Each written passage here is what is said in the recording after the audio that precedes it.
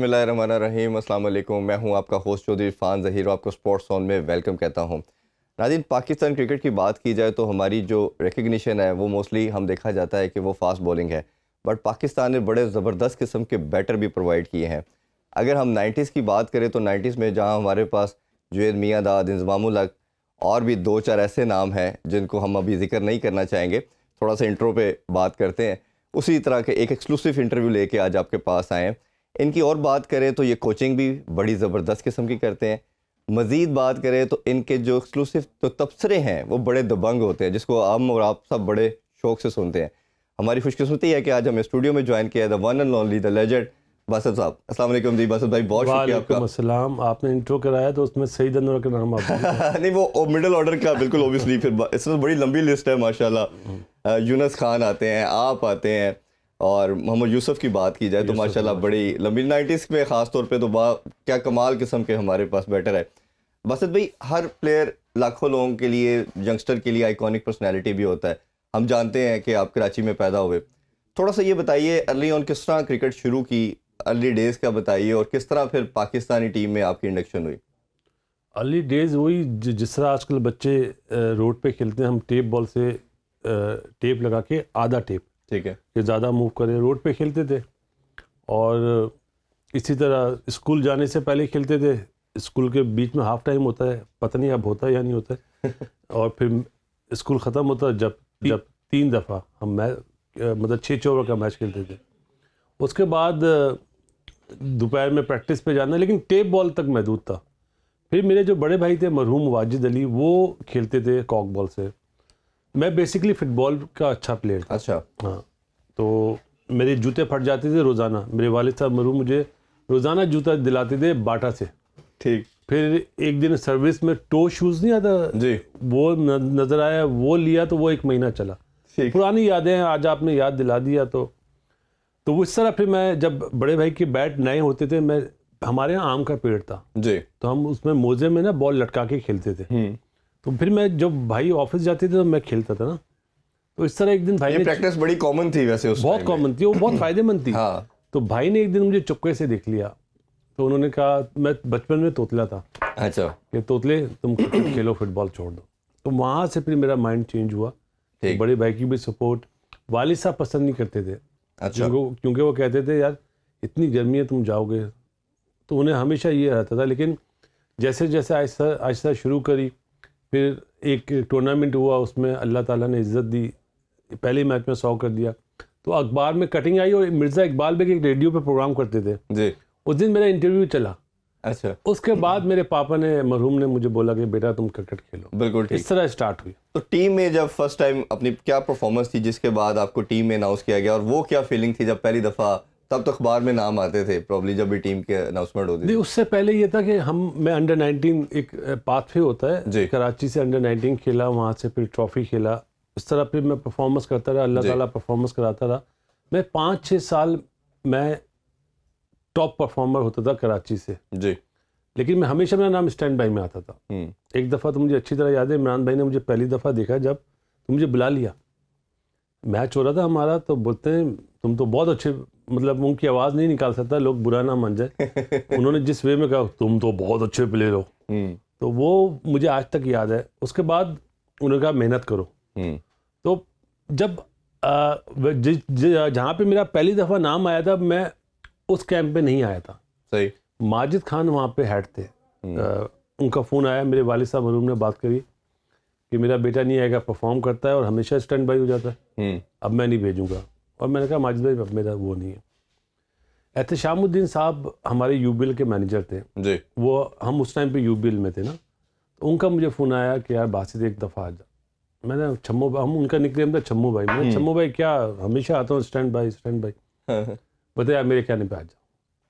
मैं गया तो मैंने बिल्कुल 3 दिन रहते थे कैंप ख़त्म होने में, मैंने नॉर्मल बैटिंग करी। अब वहाँ पे वेस्ट इंडीज़ टूर था, सब बाउंसरे मारते थे।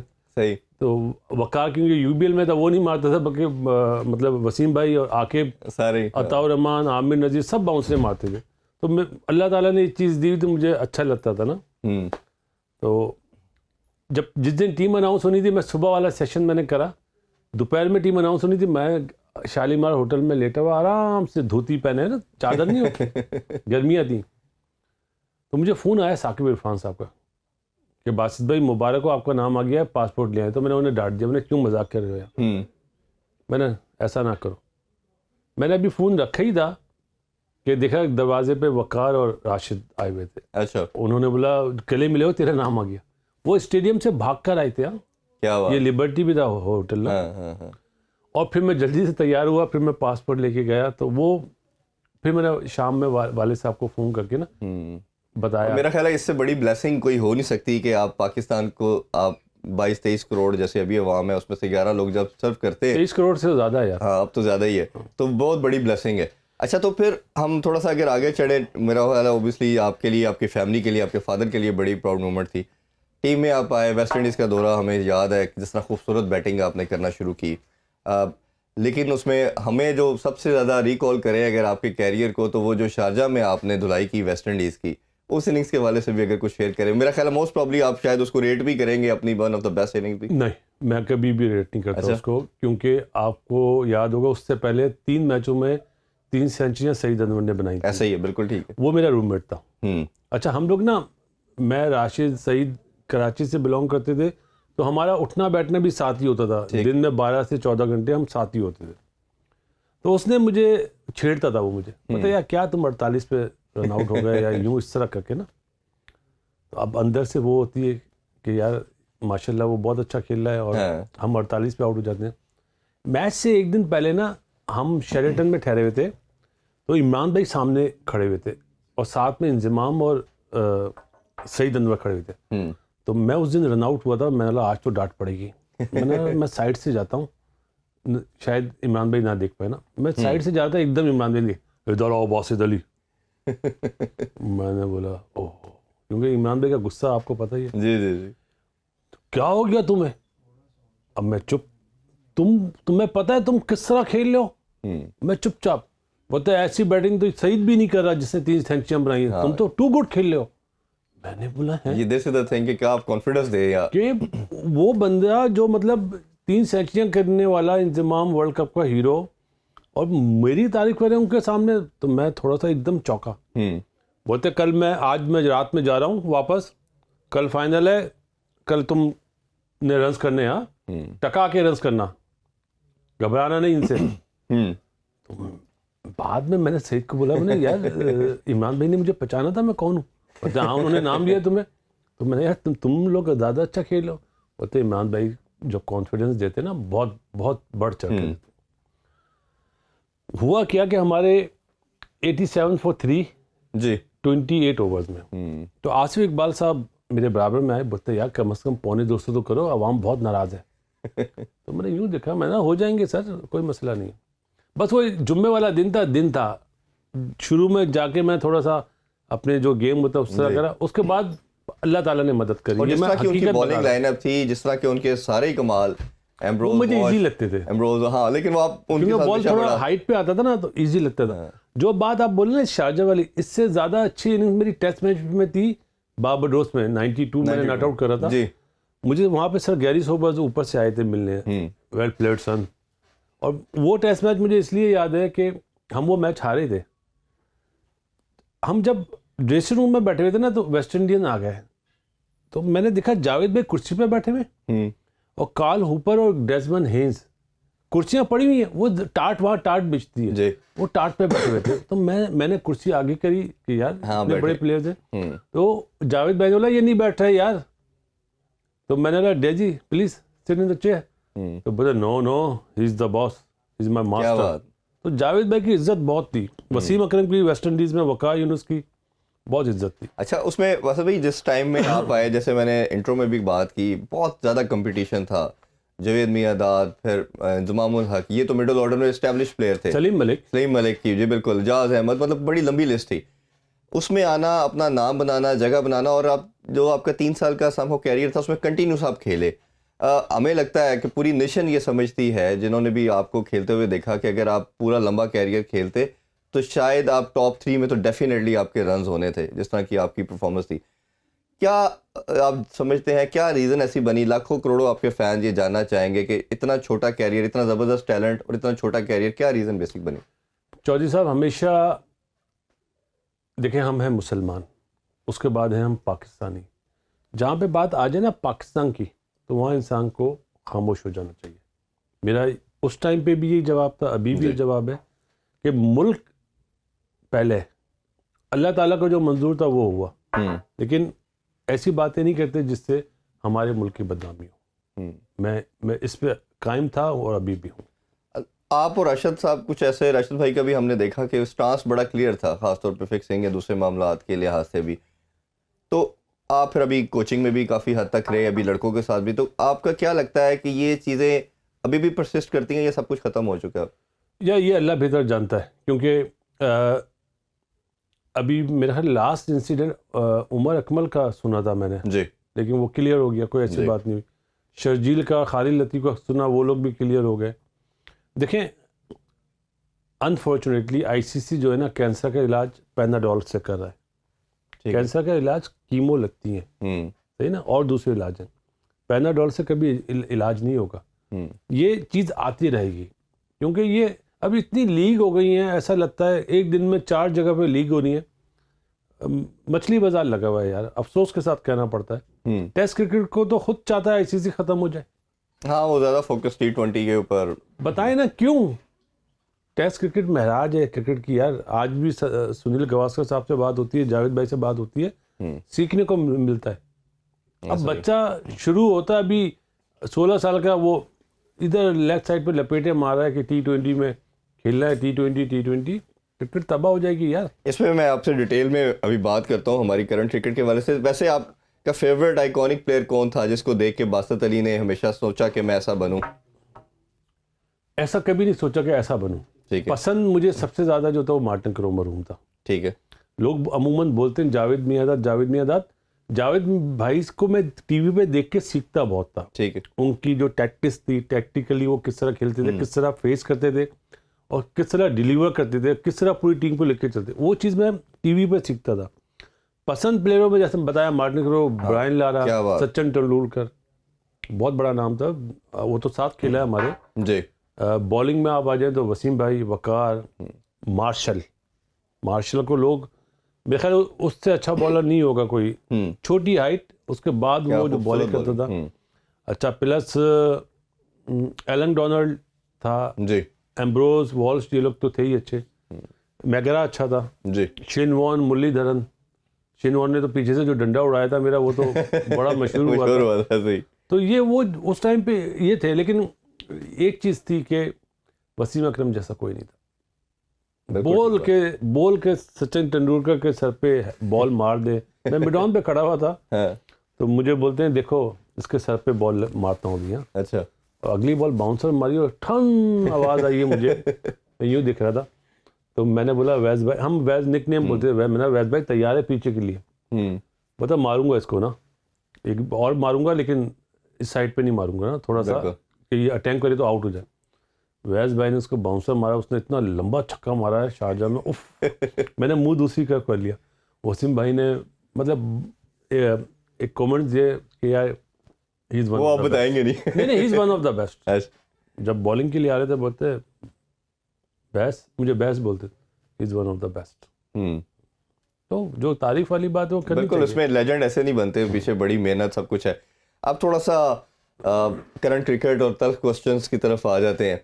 कौन से होते हैं वो हम जब करेंगे तो ऑब्वियसली, क्योंकि कईयों को पसंद आएंगे, कईयों को बुरा लगेगा, बट आपका ओपिनियन बहुत मैटर करता है, क्योंकि हम लोग आपको सुनना सब चाहते हैं।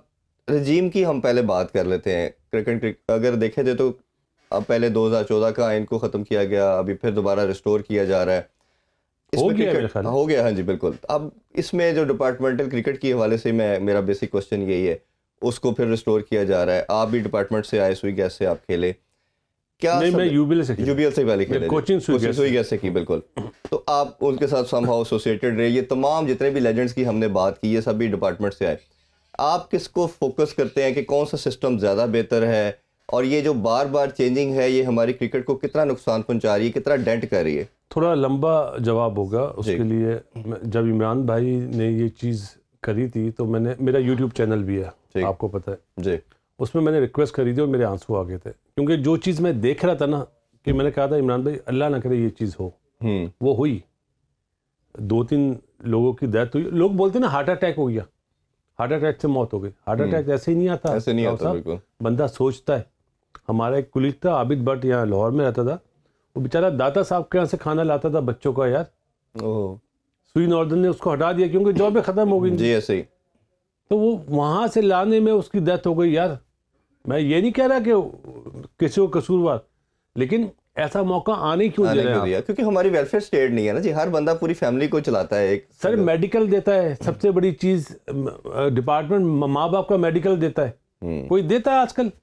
कोई नहीं देता। बिल्कुल ठीक बात। तो मतलब ये, क्योंकि इमरान देखें, इमरान भाई ने हर चीज में चेंज करा, मतलब अपनी बात से हटे कि मैं IMF के पास नहीं जाऊंगा, गए। सिर्फ इस बात पे नहीं हटे। उन्होंने कहा मैं डिपार्टमेंट क्रिकेट नहीं होने दूंगा, नहीं होने दी। जब तक वो रहे डिपार्टमेंट क्रिकेट नहीं हुई। हालांकि इमरान भाई भी डिपार्टमेंट से खेले। ऐसे ही। मेरी माजिद खान से बहुत अच्छी बातचीत है। वो कहते थे यार अगर सिस्टम लाना था ना, मैं भी, इमरान भी, जावेद भी, मतलब वो हम तो जब माफ़ी के साथ मैं जावेद भाई बोलता हूँ, इमरान माजिद भाई के वर्ड बता रहा हूँ, मुश्ताक मोहम्मद भी, हम काउंटी क्रिकेट खेलें तो सिस्टम वो लाना चाहिए था। बिल्कुल ऐसे। जो अनफॉर्चुनेटली 6 टीमों वाला सिस्टम आया, गलत आया। उसमें मेरा मरहूम अब्दुल कादिर साहब ने भी जब इमरान भाई से मिलने गए, प्राइम मिनिस्टर बने, उन्होंने मना करा कि यार ये मत कर, लेकिन इमरान भाई के माइंड को बदलना बहुत मुश्किल है। मेरा वैसे भाई कि मैं 100 से ज़्यादा इंटरव्यूज़ क्रिकेटर्स के कर चुका हूँ, सब ने कहा कि ये नहीं ठीक। उसमें मेरा अपना जो पॉइंट ऑफ व्यू इसमें है वो यही है कि आप दोनों को पैरेलल भी लेके चल सकते थे, क्योंकि खान साहब का जहाँ तक विजन की बात है वो मैं उससे एग्री करता हूँ कि आपकी कंपेटिटिव क्रिकेट हो जाएगी, इंटरेस्ट ज़्यादा आ जाएगा जब लाहौर कराची खेल रहा होगा। इवन हम PSL में भी देखते हैं डिपार्टमेंट में वो लोगों का इंटरेस्ट नहीं आता, वो बात की हद तक तो ठीक है, लेकिन आप इसको सेकंड टीयर के तौर पे यूज़ करते, नीचे डिपार्टमेंट आपको प्रोवाइड करती है लॉट, इनमें से जो बेस्ट लड़के थे वो 192 के एम्बिट के अंदर 6 टीमों में चले जाते। मैं आपकी इस बात से एग्री नहीं करूंगा, क्योंकि मैं आपको डिफाइन कर देता हूँ। एसोसिएशन नहीं होती जो रीजन्स होती हैं, ये है अपना अकेडमीज, ठीक है, ये प्लेयर प्रोड्यूस करती हैं और डिपार्टमेंट उससे लेते बिल्कुल। पाकिस्तान के पिछले 25-30 साल में सिर्फ एक इमाद वसीम लड़का है जो रीजन से आया, बाकी सारे प्लेयर डिपार्टमेंट से आए। ऐसे ही, क्योंकि जो परफॉर्म करता था उसको डिपार्टमेंट ले लेता और डिपार्टमेंट पॉलिश करता था। पॉलिश किस सेंस में? क्रिकेट की भी और उनकी फाइनेंशियली भी। ठीक है ना? तो वो चेंज जब हुआ तो अब आप बताएं ना, 6 टीमों में कितने प्लेयर खेलेंगे? इन्होंने 192 के एम्बिट के अंदर लोग चले गए अमेरिका, लोगों ने सुजुकियां चलाना शुरू कर दी, कोई हुबर चला रहा है, कोई हुबर चला रहा है। हाँ। मतलब गलत हुआ। अगर इमरान भाई से, मतलब मेरे सामने भी इस तरह बैठे हैं, मैं बोलूँगा गलत हुआ। क्रिकेट की फलाह नहीं हुई। अगर आप बोलते हैं कि क्रिकेट बेहतर हुई तो मुझे कोई नया प्लेयर बता देना, कोई जो आया हो। कोई भी लॉट नहीं आई, हाँ, अनफॉर्चुनेटली। अभी जो क्रिकेट होगी ना उसमें भी नहीं होगा, यही लड़के खेलेंगे। ये आपको नुकसान नजर आएगा 7-8 साल बाद जब ये लॉट दोनों खत्म हो जाएंगी। देखें चौधरी साहब, हमेशा सिस्टम को चलने दिया जाता है। अब ये 4 साल सिस्टम चला ना, आपने देख लिया।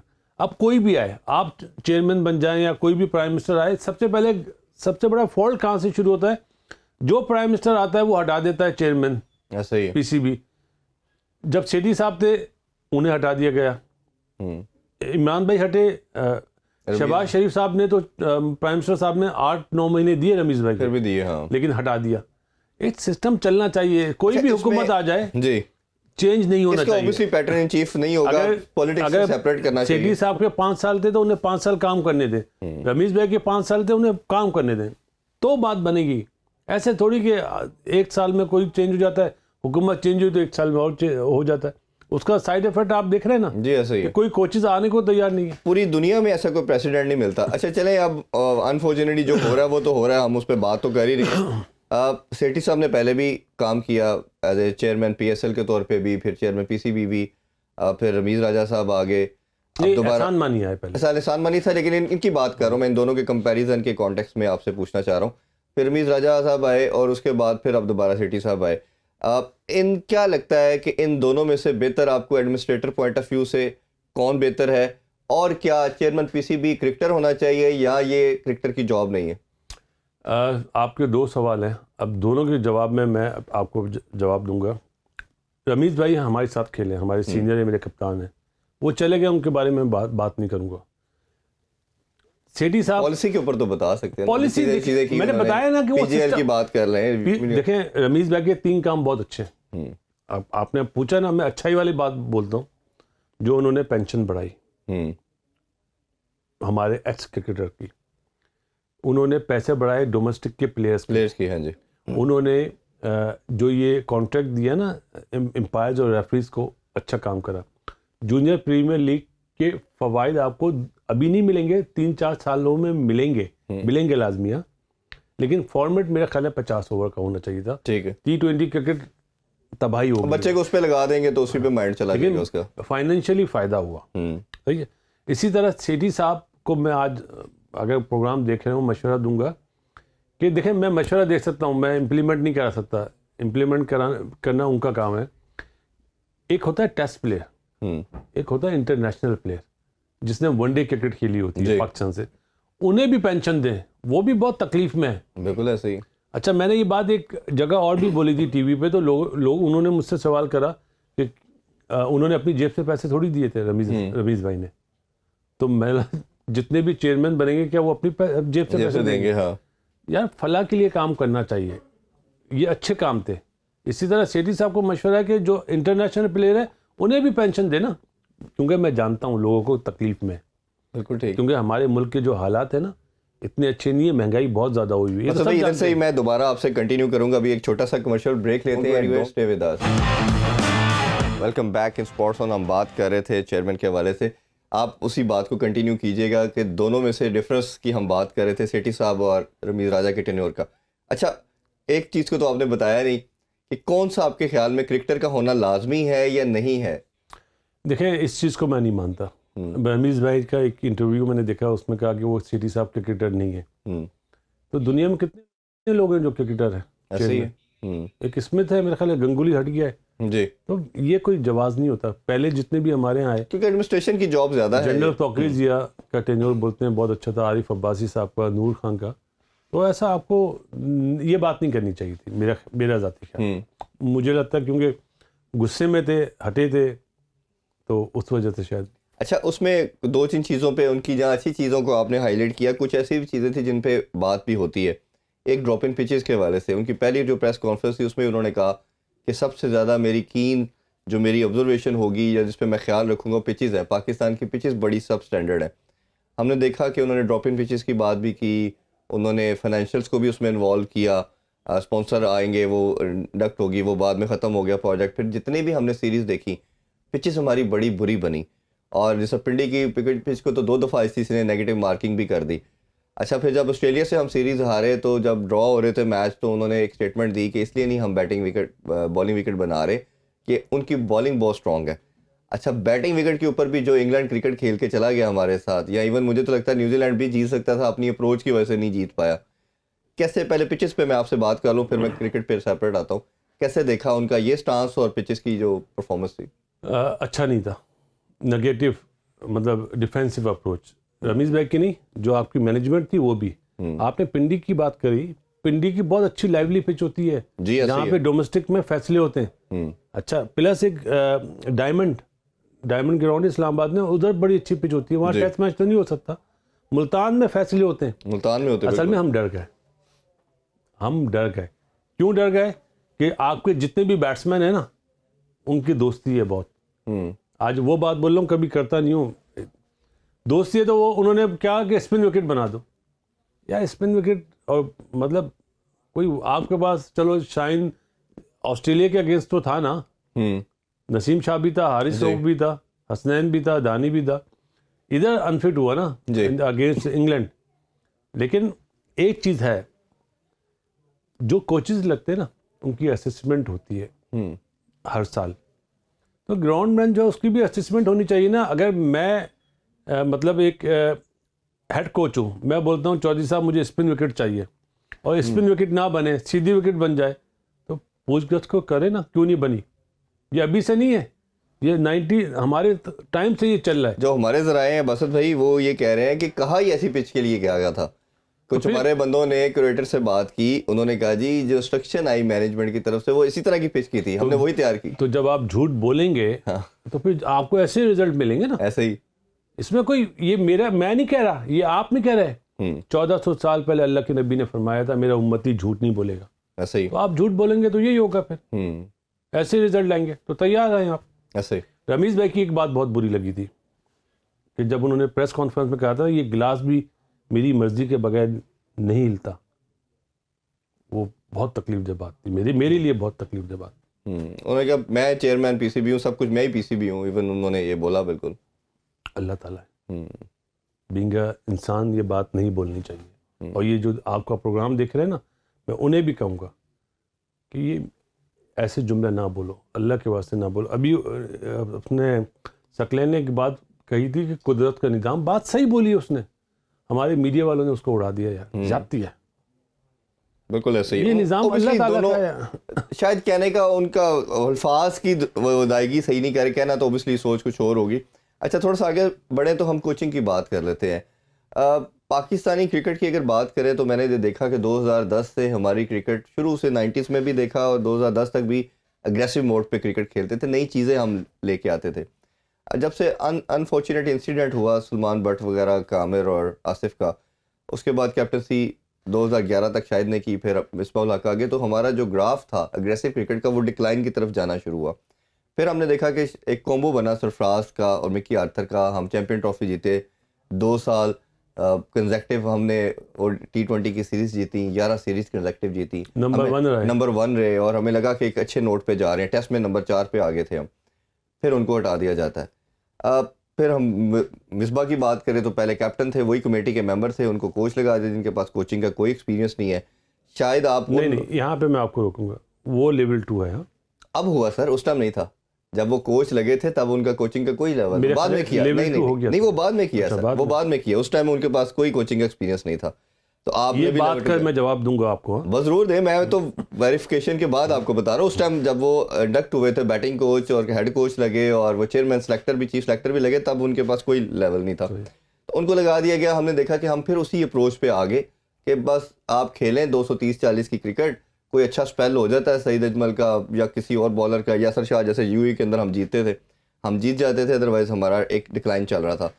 उसी कंटिन्यूटी को हमने देखा कि अभी बाबर ने भी फॉलो किया, कुछ परफॉर्मेंस और अच्छी हो जाती हैं। इसको मैं दूसरा कॉन्टेक्स्ट भी ऐड करना चाहूँगा। इंग्लैंड का मैं देख रहा था कि 2015 में वर्ल्ड कप में वो नॉकआउट हुए, बांग्लादेश से हार के बाहर हो गए, टेस्ट में 5-0 मारा उनको एशेज के अंदर ऑस्ट्रेलिया में। उनकी मैनेजमेंट बैठती है, बोर्ड बैठता है, प्लेयर बैठते हैं, वो एक पेपर ड्राफ्ट करते हैं और वो एक चीज़ लेके आते हैं कि आज के बाद हमने एग्रेसिव क्रिकेट खेलनी है। मतलब हार जीत तो सेपरेट चीज़ है, बट हमने अब अपनी गेम को चेंज करना है। और आज देख लें कि पहली टीम बन गई है जिन्होंने T20 को वर्ल्ड चैंपियन, ODI के वर्ल्ड चैंपियन, टेस्ट जिस नोट पे हमें मार के गए हैं वो क्रिकेट नहीं थी, वो थ्रेशिंग थी। मतलब उड़ाया, उन्होंने दुनिया को मैसेज दिया कि आप इस तरह की पिचेस के ऊपर भी इस तरह दूसरे को उड़ा सकते हैं। ये माइंडसेट का मसला क्या है? कोचिंग का मसला है, कैप्टन की अप्रोच का है, या पूरा माइंडसेट बोझ का है? बहुत लंबे सवाल आते हैं। पहले मैं मिसबाह के जवाब से शुरू करता हूँ। देखें, ये मैं नहीं क्या मैं टेस्ट प्लेयर हूँ, तो दुनिया में जितने भी टेस्ट प्लेयर होते हैं वो लेवल 2 होते हैं, ऑटोमेटिक है जी, क्योंकि उनका तजर्बा है। तजर्बे का कोई नेमुल बदल नहीं होता। हम तजर्बे करते हैं ना नहीं, तजर्बा क्रिकेट वाला। हाँ, तजर्बा ये नहीं कि इसको कप्तान, हमने तो किया ना दूसरा तजर्बा कि चले जी सिखाते हैं, चले नुकसान हुआ ना। हाँ, आपने देख लिया, नुकसान हुआ, वो एक अलग बात है। माइंडसेट आपने बात करी, बिल्कुल सही, आई एग्री कि मिसबाह की जो अप्रोच है वो डिफरेंट है। वो जिस माहौल में उसने क्रिकेट खेली है, 0 पे 3 आउट होते थे, ऐसे ही तो जाके वो बेचारा रोकता था। बाद में उसको नाम दे दिया टुक टुक का, क्योंकि वो उसका जवाब सही है कि मैं क्या करूं, अगर मैं 150 पे 1 आउट हो तो मैं अपना गेम खेलूं ना। अब 10 रन पे चौधरी साहब 3 आउट हो जाएंगे, आप भी जाके टुक टुक करेंगे। तो वो एक ऐसी उसको टीम मिली जहाँ पे मैच फिक्सिंग हो चुकी थी और आपके टॉप 3 प्लेयर बाहर हो गए थे। अच्छा, अब ये और क्या सवाल था मुझे जरा? जी, वो दूसरा ये था कि जिस बाकी टीमें, अच्छा, इंग्लैंड का आपने बोला। हाँ, इंग्लैंड टेस्ट मैच में कहाँ है अभी? नंबर 4 पे आ चुका है। वो फाइनल में नहीं आएगा ना। तो ये उन्होंने एक मोड चेंज कर दिया ना, मैसेज दे रहे हैं वो। चौधरी साहब, अगर शाहिनशाह आफरीदी अनफिट नहीं होता ना वर्ल्ड कप में, मैं इनका बाप नहीं जीतता। माफ़ी के साथ, मैं ऐसा बड़ा गलत वर्ड निकल गया मेरे मुंह से, नहीं जीत पाते इंग्लैंड वाले, 9.25 रन की एवरेज हो गई थी, खेला नहीं जा रहा था, बॉलिंग फ्रेंडली पिच थी ना फाइनल में T20 के, तो यहां पे भी बनाते ना बॉलिंग फ्रेंडली पिच, क्यों नहीं बनाई? असल में यहाँ की जो सोच है ये डिफेंसिव है कि हमारे बैट्समैन आउट होने से डरते हैं। अरे यार, जब बैट्समैन ही कप्तान होगा, बैट्समैनों की पूरा ग्रुप होगा दोस्ती वाला, तो ये ऐसे रिजल्ट आएंगे। इमरान भाई क्यों मशहूर हुए कप्तानी के लिए? कि वसीम बारी साहब होते थे डिफेंसिव कप्तान, टेस्ट मैच से पहले बोलते ड्रॉ हो जाए बस। तो इमरान भाई ने अप्रोच चेंज करी ना, इमरान भाई जैसा बंदा चाहिए अभी। अच्छा, उसमें बस अभी एक काउंटर आर्गूमेंट इसमें ये आता है कि आपकी हार चाहे 1 रन से है या 100 रन से है, जो मतलब मिसबाह हक के काउंटर आर्गूमेंट के अंदर ये क्वेश्चन है कि आपने 137 करके अगर वर्ल्ड कप का फाइनल हारना है तो फिर आपको कोशिश करनी है 160-70 बनाए, तब देन यू आर सेफ। अगर दूसरा है कि आप आउट भी जल्दी हो सकते हो, 100 रन बना के भी पूरी टीम कोलैप्स कर सकती है। तो अप्रोच की ये बात है कि आपने वो चीज़ करनी है जो दूसरे पे अटैक करना, जो इंग्लैंड ने एक फार्मूला पकड़ ली है जिसमें वो 99% कामयाब होना शुरू हो गए, इवन तो ऑस्ट्रेलिया भी। तो आपको नहीं लगता कि ये माइंडसेट चेंज करके हमें अब मॉडर्न डे क्रिकेट को चौधरी साहब, आपकी जो बात है ना, उसका मैं बहुत छोटा सा जवाब दूंगा। हमेशा याद रखें, जो हमारे यहाँ नहीं मानी जाती चीज़, जिस पिच पे आप खेलते ना, अगर आपने उसको पढ़ लिया ना, देखें क्रिकेट की लैंग्वेज दूसरी होती है। किताबों में तो इंग्लिश में लिखा होता है ना, back foot front foot, cricket की लैंग्वेज दूसरी होती है। आप उस पिच को तो पढ़ नहीं सकते कि इस पे कितने रन जीतने वाले होंगे। आप उस पिच पे जाते हो 180 रन करने और आप आउट होते हो 137 पे जी। तो पहले पिच को तो पढ़ो यार। अगर आप पिच पढ़ लेते तो आप यही बोलते 160 रन करने हमने। ये वो चीज है जिसकी वजह से आप फेल होते हैं। अगर आपको पता हो कि इस टाइम पे ये बॉल ऐसे मूव करेगा, मेरा बॉलर ये वाला, इसको मैंने फ्रेश रखना है, मतलब ये बहुत बारीकी वाली बात है यार, बहुत लंबा टाइम हो जाएगा। वो चीज हम नहीं कर पाए। हम गए 180 रन बनाने वर्ल्ड कप के फाइनल में, हम 137 पे जो आउट हुए। अरे भाई, वहां पे आपको प्लान करना चाहिए था कि साइडें बहुत बड़ी हैं, मेलबर्न की सामने छोटा है, छोटी ग्राउंड। हाँ, तो आप उस हिसाब से, उन्होंने क्या करा, शॉर्ट ऑफ लेंथ रखी बॉल, ऐसा ही है, सामने मारने नहीं दिया। तो आपने क्या हॉरिजॉन्टल शॉट मारे? नहीं मारे, आप फेल हुए वहां पे। अच्छा, क्रिकेट में बसत भाई सबसे इंपॉर्टेंट चीज जो आप भी बात कर रहे हैं मानी जाती है, वो गेम अवेयरनेस है। 100% गेम अवेयरनेस। जावेद भाई क्यों दुनिया में मशहूर जी, थे? मैंने अभी उनका लास्ट वीक इंटरव्यू किया तो मैंने उनसे ये बात की कि आप लेजेंड इसीलिए बने कि आपकी गेम अवेयरनेस बहुत ज्यादा थी। अब बाबर को अगर बात की जाती है तो बाबर को कहा जाता है जी कि जब मिस्टेक की बात करें, कई दफ़ा बॉलर की चेंजिंग की बात कर ले, जो इंडिया से मैच हारे तो हम लास्ट ओवर नवाज का रख लेते हैं। टेस्ट मैच की बात होती है तो फ़हीम अशरफ को खिलाया जाता है, उनसे बॉल नहीं कराई जाती। सलमान अली आगा से बॉल नहीं कराई जाती, कहते मैं भूल गया। तो आप 2-2.5 साल से उसको ये दे रहे हैं अपॉर्चुनिटी कि वो लर्निंग कैप्टन है, सीख जाएगा। एक तो ये बताइए कि उसकी कैप्टनसी को आप कैसे रेट करते हैं। दूसरा, अभी जो नई रजीम आई है, कोचेज़ और कैप्टन दोनों के वाले से बात करें, कोचिंग का मैं आपसे सेपरेट पूछता हूँ, तो आपको क्या लगता है कि जिस तरह सरफराज की टेस्ट में बात हो रही है, ओडीआई में शान मसूद की बात हो रही है, और हर तीनों फॉर्मेट का डिफरेंट कैप्टन की भी बात हो रही है, तो आप क्या इस फार्मूले को कैसे देखते हैं? आप चाह रहे हैं कि आपको कुछ न्यूज़ दे ही दूँ? मतलब दे ज़रूर। मुझे ये बताएं, सरफराज को हटाया क्यों था? क्या, किसका नुकसान हुआ? मुल्क का नुकसान हुआ। बिल्कुल ऐसे ही। मैं भूल जाता हूँ कि जिन्होंने हटवाया। बाबर जब कप्तान बना ना, मेरा बहुत फेवरेट है। देखे, मैं उसको बोलता हूँ मैस्ट्रो, मास्टर का भी जो मास्टर होता है ना, वो इंशाल्लाह ताला सारे रिकॉर्ड ये तोड़ेगा हमारे पाकिस्तान के, इंशाल्लाह। उसको स्टेप डाउन कर जाना चाहिए, जिस तरह विराट कोहली ने करा ना। यस, मैंने अपने ये यूट्यूब के प्रोग्राम में भी बोला है कल रात को कि बाबर को स्टेप डाउन कर देना चाहिए। उसको बड़ा प्लेयर बनना है या कप्तानी करनी है? चलें, आज मैं ये बात बोलता हूँ, अगर आप उससे पूछेंगे वो बोलेगा मैं चाहता हूँ मेरी परफॉर्मेंस अच्छी हो। स्टेप डाउन कर जाओ यार। किसी माइकल लाल में हिम्मत नहीं है कि उसको बाहर करे टीम से। नहीं, वो हो ही नहीं सकता। बिल्कुल ऐसे सही है ना? ये बात तो कंफर्म आप कह रहे हैं जी। तो उसको स्टेप डाउन करना चाहिए।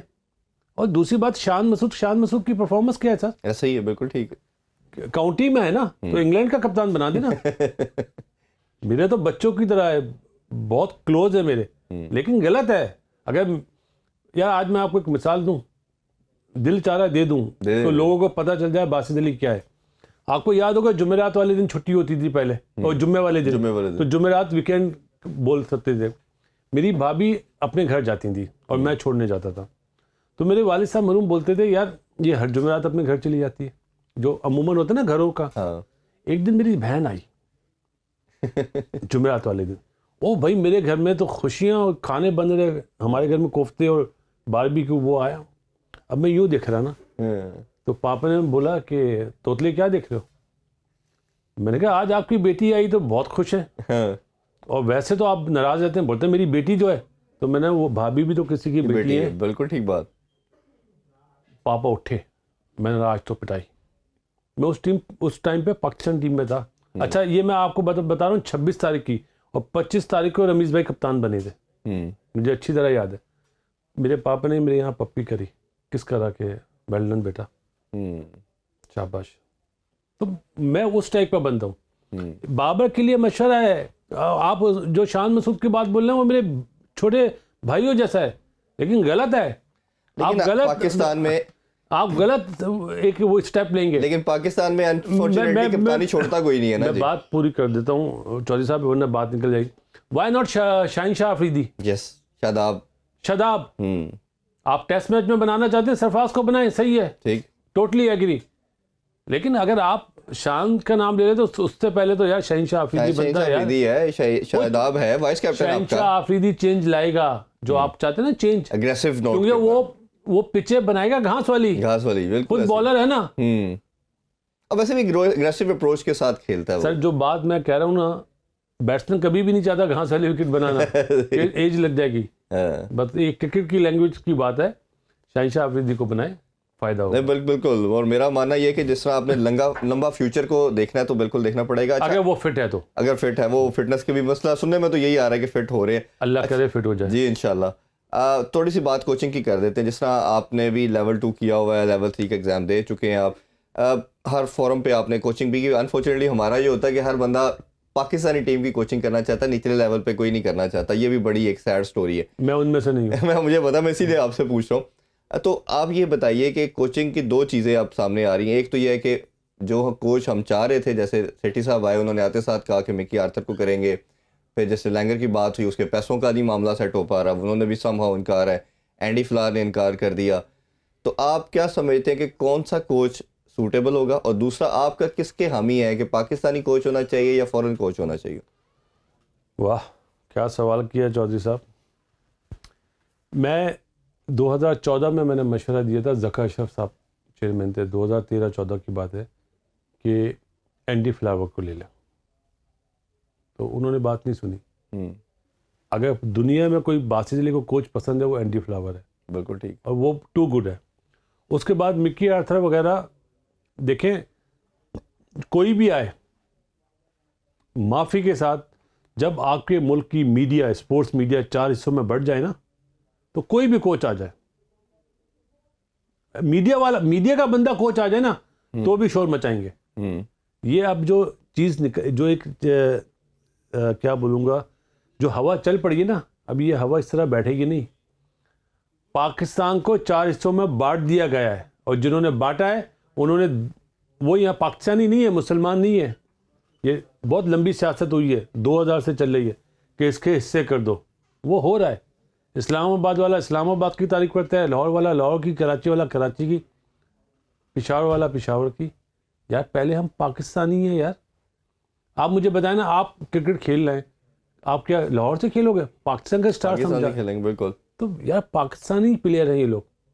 अभी मैं देख रहा था कि बाबर, वो अपना, और एक और प्लेयर आसिफ अली, यार उसके बारे में ऐसी ऐसी बात बोल रहे थे, यार परफॉर्मेंस नहीं हुई अच्छी, बाहर हो गया। बात कर दें। बिल्कुल। लेकिन पाकिस्तान का प्लेयर है, कोई नेपाल का प्लेयर तो नहीं ना। मतलब घर तक पहुंच जाते हैं, गलत है, नहीं होना चाहिए, मेरी रिक्वेस्ट है। और जहां तक आपने कोचिंग की बात करी है, अगर आप कोच बाहर के लाना चाह रहे हैं तो इस मुल्क का प्राइम मिनिस्टर भी बाहर से लिया है ना, फिर सीधी सी बात है। अच्छा थोड़ा सा एक ये आप समझे नहीं मेरी बात। ओ भाई, जिसके पास दिल दुखेगा ना इस मुल्क के लिए, वो कोच अच्छा है। गोरा तो आएगा, पैसे लेगा, गोरे को लाना है तो एक शर्त पे लाए, पूरी टीम अपनी लाए, उसमें ट्रेनर भी अपना हो, उसका हो, फिजियोथेरापिस्ट भी उसका हो, फील्डिंग कोच भी उसका हो, बैटिंग कोच भी उसका हो, बॉलिंग कोच भी उसका हो, पूरी टीम लाए, मैनेजर भी। मिकी आर्थर की पूरी टीम अपनी थी वैसे, जब किसने बोला आपको? नहीं, काफी लड़के, उसका बैटिंग कोच उसने ग्रांट फ्लावर को रखा था, उसमें उसका जो आपका फिजियो था वो उसका अपना था, और वो ट्रेनर वो एक दो लड़के जो गोरे थे, नहीं थे, तीन बंदे लाए थे। शेन हेस उसके साथ तीन था। बंदे था, तीन बंदे लाए मतलब था। मेन जो कोर थे वो उसने अपनी टीम बनाई हुई थी वैसे। चौधरी साहब देखो, आज आपको मैं मतलब माफी के साथ वो बात बता दूं, मिकी आर्थर के साथ ग्राम गुच आएगा, वो कभी भी नहीं लाएगा। नहीं आएगा वो हमेशा उस बंदे को लाएगा जो उससे कम हो, नाम वाला हो। जी। तो ऐसे बंदे कहाँ कामयाब होंगे यार। मिकी आर्थर जो हरकतें करता था, जो गुस्सा होता था, जो प्लेयरों के बारे में वो उसने कॉन्फिडेंस नहीं दिया। हाँ, अल्लाह ताला के बाद बाबर आजम को बनाने में उसका हाथ था, बिल्कुल ऐसे ही उसके तो ये मैं बात भी मैं witness मानता हूँ। हूँ। लेकिन नहीं लेकिन कामयाब उसमें होगा। एक काउंटर आर्गुमेंट ये भी है ना कि जी गोरा जो है वो नेपोटिज्म में नहीं जाता, फेवरेटिज्म में नहीं जाता, वो मेरिट पे बात करता है। अपना कोच कहीं ना कहीं इंक्लाइंड हो जाता है कुछ फेवरेटिज्म के चक्कर आप में। बंदा लाओ ना ऐसा यार, क्यों क्या इस मुल्क में बंदे हैं नहीं? क्या शोएब अख्तर नहीं है, राशिद लतीफ नहीं है, यूनुस खान नहीं है? बोलते हैं यूनुस के एटीट्यूड का मसला है, सच बोलता है ना, इसलिए एटीट्यूड का मसला है। वो किसी ग्रुपिंग में नहीं होता, ऐसे ही। सच कड़वा होता है चौधरी साहब, ये लोग नहीं मानेंगे। अच्छा एक चीज़ ये बताइए, वो ज़रूर आपसे मैं जानना चाहूँगा, जब किसी बैट्समैन से रन्स नहीं होते, जैसे विराट कोहली से हम बात करें तो 2-2.5 साल उससे सेंचुरी नहीं हुई, हालांकि रन्स करता था बट उसके 50-60 कंसिडर नहीं होते थे क्योंकि उसने जो बड़ा एक नाम है बार ना। जो सेट कर दिया था सेंचुरीज का वो नहीं हो पा रही थी।